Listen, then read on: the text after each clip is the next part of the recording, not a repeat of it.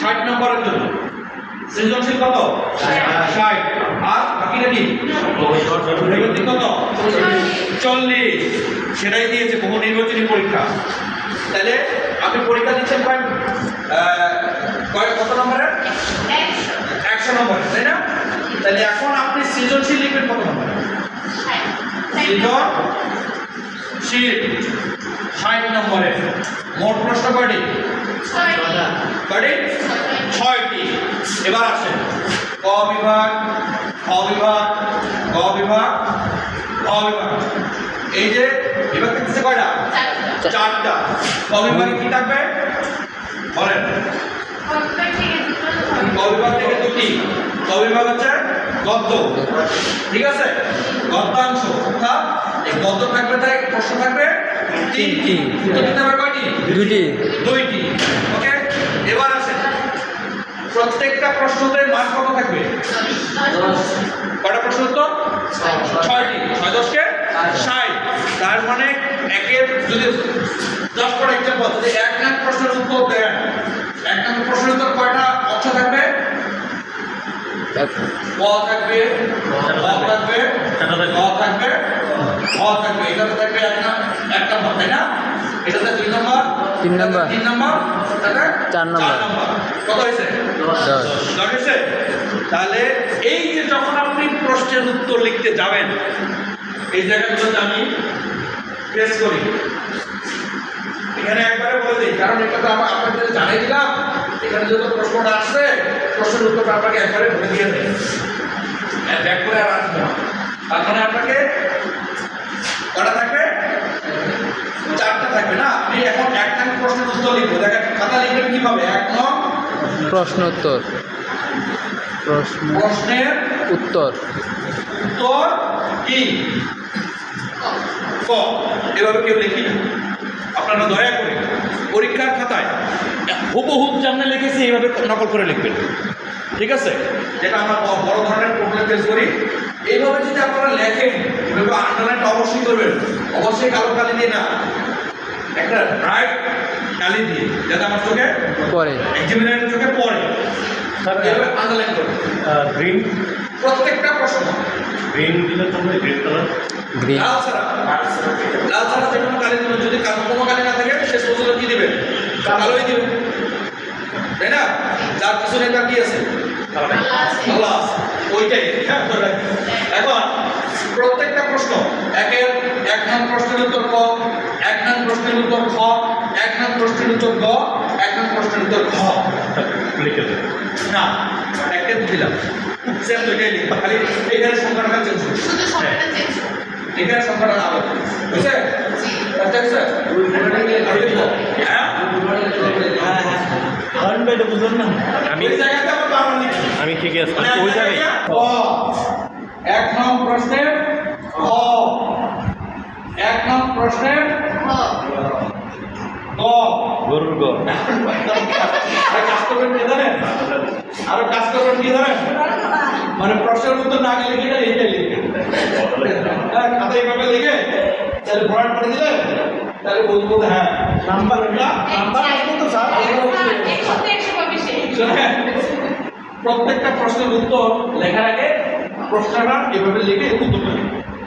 আমি কিন্তু মাঝখানে কথাটা বলি নাই, স্যার উত্তর মানে কি কো? এই জায়গাটাতে উত্তরটা লিখবেন, এই জায়গাটাতে উত্তরটা লিখবেন, প্রত্যেকটা জায়গাতে উত্তর লিখে প্রত্যেকটা মান করবেন। তাহলে আপনি যে 1 নং প্রশ্নটি জ্ঞানমূলক, তাই না? জ্ঞানমূলক প্রশ্নের এক কথায় উত্তর। মনে করেন রবীন্দ্রনাথ ঠাকুর তিনি কত সালে জন্মগ্রহণ করেছেন, আর সালটা যদি আপনি জানা থাকেন আপনি উত্তর দিতে পারবেন। ভালো উত্তর দিতে না পারলে আপনি 1 মার্ক থেকে বঞ্চিত হয়ে যাবেন। তবে অবশ্যই সেটা কারেক্ট লিখতে হবে এবং সেটা বানান যেটা ভুল হয় সেটা লিখতে হবে। ওকে, বাকি যে প্রশ্নগুলো আছে 2 নম্বর প্রশ্ন অনুধাবনমূলক প্রশ্ন, এই প্রশ্নটাও একটু ক্রিটিক্যাল। রবীন্দ্রনাথ তিনি যে জন্মগ্রহণ করেছিলেন, রবীন্দ্রনাথের মেইন যে গীতাঞ্জলির জন্য আমরা যে দেখছি না, তাই সে কী পেয়েছে? নোবেল পেয়েছিলেন। রবীন্দ্রনাথ, আমি এক্সাম্পল দিচ্ছি, এগুলো জাস্ট ফর জন্য এক্সাম্পল, বাট এটা পরীক্ষায় যাবে এমন কিছু না, আমাদের জায়গায় এক্সাম্পল দিচ্ছি, এটা ধরে রাখতে হবে। রবীন্দ্রনাথ কিসের জন্য নোবেল পেয়েছিলেন এবং সেই নোবেলটা সালে পেয়েছিলেন এই নোবেলের তাৎপর্যটা কি? 2 নম্বর প্রশ্ন, খ নম্বর, 2 নম্বর, খ নম্বরে দিন। আর আপনাকে 2 থেকে 3 লাইনের মধ্যে শেষ করে দিতে হবে। এখানে যদি আপনার বানান ভুলের সুবিধা, তবে 1 নম্বরে ক নম্বরে প্রশ্নে যদি বানান ভুল হয় আপনি সেখান থেকে নাম্বার টোটালি বঞ্চিত হবেন। যেমন নয় যদি এগুলো থেকে যদি আপনি ভুল করেন সেখানকে কোনো বসবে আর কারেক্ট করলে সে নাম্বার পাবেন। ঠিক তেমনই 1 নম্বর। ওকে, তাহলে এখন এই জায়গাটা থেকে কমপ্লিট করলাম কিন্তু বুঝতে পারছেন নি? এই জায়গায় কমপ্লিট করলাম। এবার প্রশ্ন থাকবে ক, পদ্মাংশ থাকবে 3টি, দিতে হবে কয়টি? 2টি। 2টি। পদ্মাংশ, পদ্মতে থাকে প্রশ্ন থাকবে কয়টি? 3টি। 3টি থাকে, দিতে হবে 2টি। 2টি। পদ্মাংশতে কি কি থাকবে? এখানে কি থাকবে? হ্যাঁ, উপন্যাস। 2টা আছে, একটা আছে উপন্যাস আর একটা হচ্ছে নাটক। এখান থেকে থাকবে কয়টি? 3টি। দিতে হবে কয়টি? 2টি। না, বিষয় কি?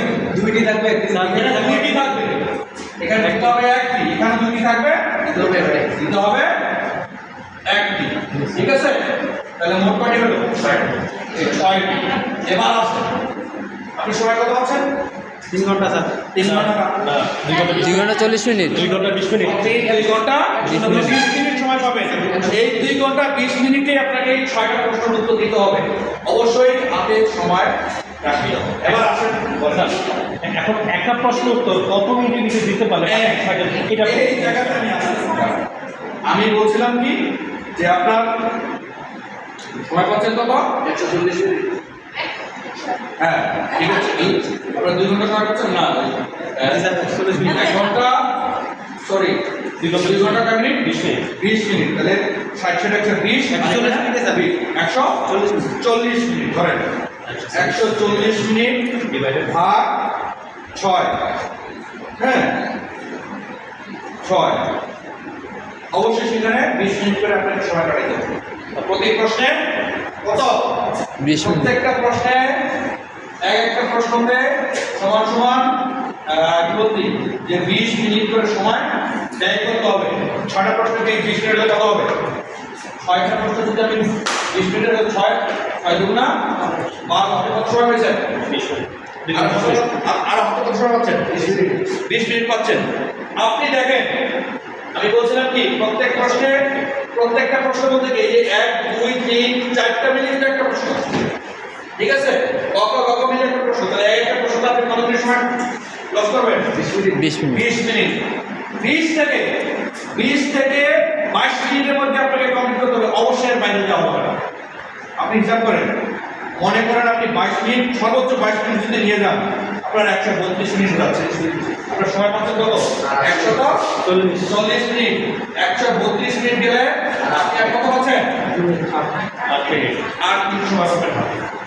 ঠিক আছে, সর্বোচ্চ আপনি এটাকে নিতে পারবেন। এর পরে যদি আপনি নিতে যান তাহলে আপনার বিপদ। এই যে 3 নাম্বার, একটা গ নাম্বার আর ঘ নাম্বার সেম ভাবে লিখবেন।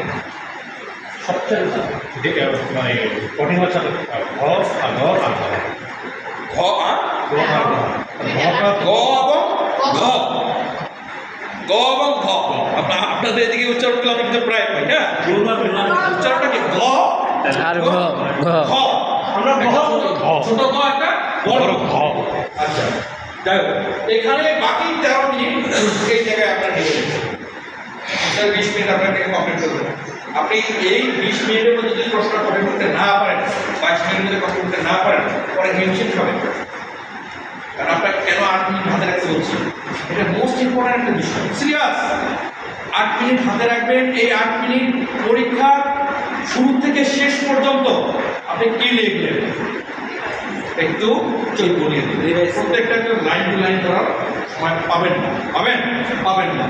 আপনি শুরুতে ফ্রন্ট পেজে রোল নাম্বার, রেজিস্ট্রেশন নাম্বার, বিষয় কোড, তারিখ, নাম সব কিছু কমপ্লিট করে লিখছেন কিনা এটা একবারে দেখে আসবেন। আপনার যদি একটা রোল নাম্বার ভুল হয়, একটা সংখ্যা যদি ভুল হয়, আপনার রেজাল্ট পেন্ডিং হবে। আপনার বিষয় কোড যদি আপনি পূরণ করতে ভুল করেন, আপনার রেজাল্ট হবে। সিরিয়াস, যেগুলো আপনার কম্পিউটার শিট যদি এদিক সেদিকে আপনার ও বৃত্তটা আমরা অনেক সময় দেখি বৃত্ত ভরাট করে বৃত্ত হাতে এটা বৃত্ত ভরাট করতে করতে করতে চলে গেছে এই পাশে অর্ধেক অংশ চলে গেছে বাইরে অর্ধেক গেছে ভিতরে এরকম কাজ কখনো করবেন না কারণ এই কাজ এটা হচ্ছে কম্পিউটারের কাজ আপনার আর আমার কাজ না কম্পিউটার সঠিকটা দেখবে যেখানে যেভাবে নির্দেশনা কম্পিউটারে দেওয়া আছে সেভাবে সে কাটবে ভুল করবেন না সুন্দর করে সময় একটু ওইখানে দেবেন এখন বলা আছে স্যার এইভাবে যদি এত সুন্দর করে আমরা ফর্ম